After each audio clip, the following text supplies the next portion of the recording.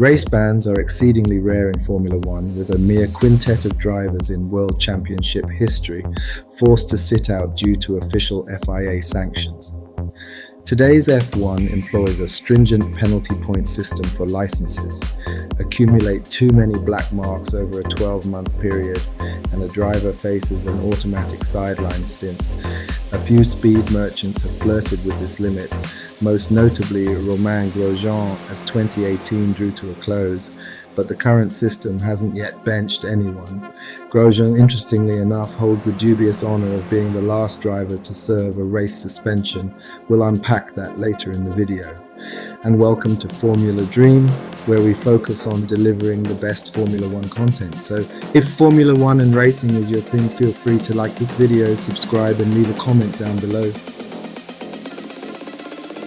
Our inaugural case delves into a suspension that was largely divorced from official F1 governance. In 1978, rookie Riccardo Patrese found himself in hot water, with several seasoned competitors following a tragic incident at the Italian Grand Prix that claimed Ronnie Peterson's life. Upon arriving at Watkins Glen for the subsequent race, Patrese received a startling message from Bernie Ecclestone. A cadre of leading drivers, including James Hunt, Mario Andretti, Niki Lauda and Emerson Fittipaldi, had taken it upon themselves to educate the young Italian.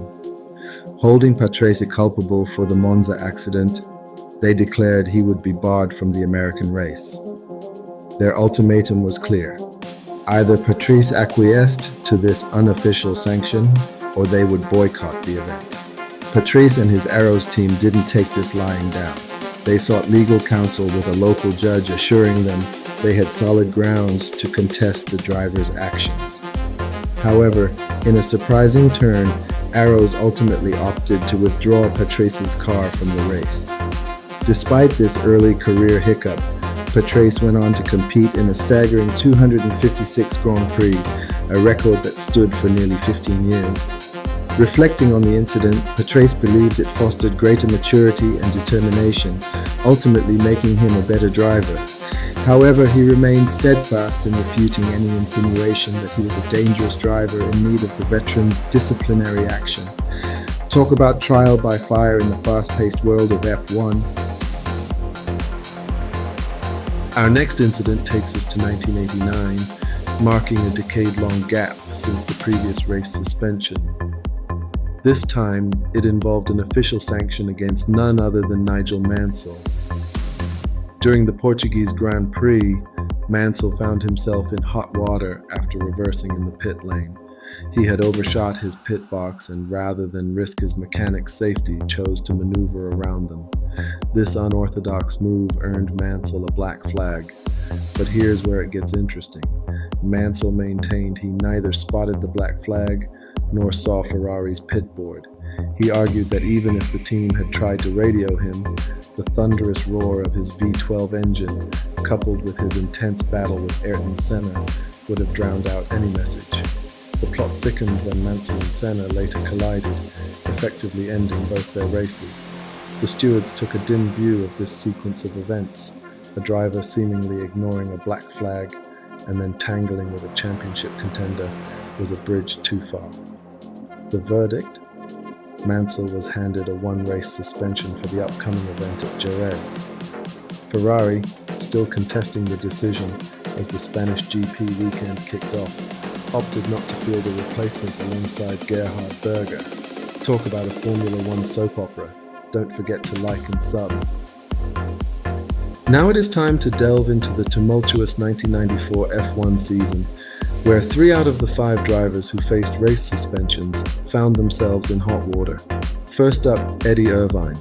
The drama unfolded at the Brazilian Grand Prix, where Irvine inadvertently sparked a 4-car pileup involving Jos Verstappen, Martin Brundle, and Eric Bernard. Initially, the steward slapped Irvine with a 1-race suspension. However, Jordan's decision to contest the penalty backfired spectacularly, resulting in Irvine's suspension being tripled to 3 races. Talk about a cautionary tale for teams considering challenging FIA rulings.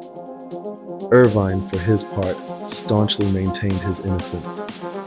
He argued that the four-car melee was a result of Brundle's McLaren choosing an inopportune moment to malfunction, causing a sudden bunching up. Intriguingly, Irvine also posited that his previous year's dust-up with Ayrton Senna at the Japanese Grand Prix might have influenced the official's decision. This incident serves as a prime example of how quickly fortunes can change in the high-stakes world of Formula One. One moment you're racing, the next you're watching from the sidelines for a quarter of the season. The 1994 F1 season was a political minefield, and Michael Schumacher found himself at the center of a controversy that would see him serve a suspension after Häkkinen, despite his infraction occurring earlier. At Silverstone, Schumacher raised eyebrows by overtaking Damon Hill during the formation lap, then doubling down after an aborted start. By the book, this should have relegated Schumacher to the back of the grid. However, in a twist worthy of a courtroom drama, it emerged that the British Grand Prix officials were oblivious to this rule, leading to their own reprimand from the FIA. The plot thickened 13 laps in when Schumacher received a penalty. Initial confusion arose as it was announced as a 5-second penalty, forming the crux of Benetton's defense for not calling Schumacher in. This misinterpretation came to light when it was revealed that any time penalty before the final 12 laps had to be served in the pits. After 7 laps of non-compliance, Schumacher was shown the black flag, which he claimed to have missed, seeing only his number 5 displayed. Benetton's appeal delayed the hearing until after the Belgian Grand Prix, where Schumacher ironically claimed victory only to be disqualified on technical grounds. His 2-race ban from Silverstone was upheld, sidelining him for the Italian and Portuguese Grand Prix, both clinched by Damon Hill. Benetton's points tally during his absence? A mere 2 points. Jumping straight into the Häkkinen saga, a tale that unfolded across 2 Grand Prix weekends in 1994. At the British Grand Prix, Häkkinen, along with Rubens Barrichello, found themselves on thin ice after a seemingly innocuous final lap incident. The stewards, not taking any chances, slapped them with suspended penalties. Fast forward to the German Grand Prix, and Häkkinen wasted no time in activating that suspension. In a moment of high drama, the flying Finn triggered a multi-car pileup at the very first turn. After a tangle with David Coulthard's Williams, Häkkinen's car went on a wild ride across the track, setting off a domino effect that engulfed several other cars. The chaos was so intense that some drivers at the back of the grid had already collided before they'd even crossed the starting line. Talk about a false start. Häkkinen, to his credit, took the penalty on the chin, though he did raise an eyebrow at its severity. McLaren, perhaps sensing discretion was the better part of valor, decided not to contest the ruling. The 1997 F1 season is often remembered for the dramatic Schumacher-Villeneuve showdown in the title decider, where Schumacher's collision with Villeneuve cost him his runner-up spot in the championship. However, there's another intriguing tale involving Villeneuve that often flies under the radar. At the Japanese Grand Prix, Villeneuve found himself in hot water for a yellow flag infraction during final practice. While he wasn't alone in this, 5 other drivers, including Schumacher, were also accused. Villeneuve was the only one with a suspended ban already hanging over his head due to 3 previous missteps. In a twist of fate, Villeneuve competed in the race pending an appeal, only to finish a lackluster 5th, earning a mere 2 points. Williams, perhaps seeing the writing on the wall, decided to withdraw their appeal. This led to an unusual situation. Villeneuve had effectively participated in a race he was technically barred from. This incident serves as a reminder that in F1 the drama isn't confined to the track. Sometimes the most intriguing stories unfold in the steward's room, where the fate of drivers can hang in the balance. It's these behind-the-scenes sagas that add an extra layer of intrigue to the high-octane world of Formula One. Move forward to 2002 for a quirky tale involving Felipe Massa that showcases an odd loophole in the early days of grid penalties. After a tangle with Pedro de la Rosa at Monza, Massa found himself with a 10th-place grid penalty for the upcoming US Grand Prix, a dubious honor as the first driver to face this new sanction.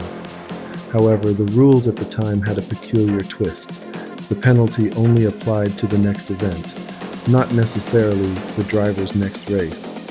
Sauber, ever the clever strategist, saw an opportunity. In a move that would make modern team principals green with envy, they decided to bench Massa for Indianapolis.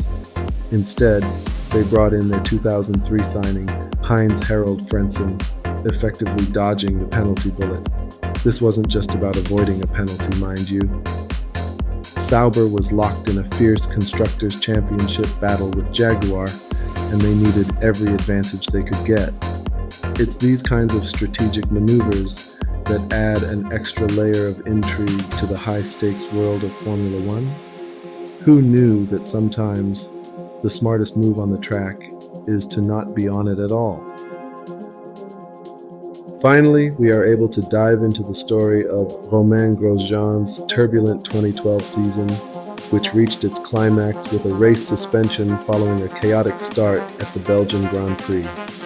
The steward's decision noted that title contenders Lewis Hamilton and Fernando Alonso were among those caught up in Grosjean's first lap melee. However, one would hope the severity of the punishment wasn't influenced by the status of the affected drivers. For the Italian Grand Prix, Jerome D'Ambrosio stepped in to fill Grosjean's shoes. Interestingly, the late Charlie Whiting later revealed that Grosjean's erratic 2012 season served as a catalyst for developing the license penalty point system. This new structure ensures that a driver with a similar pattern of incidents would inevitably face a ban. So, there you have it, the colourful history of driver bans in F1. It begs the question, will we see another driver banned under the current system? And if so, who might be the next to take an unwanted vacation? In this high-stakes world of Formula One, where the line between aggression and recklessness is often blurred, it's anyone's guess. One thing's for sure, in F1, expect the unexpected. And don't forget to sub and say hi in the comments below.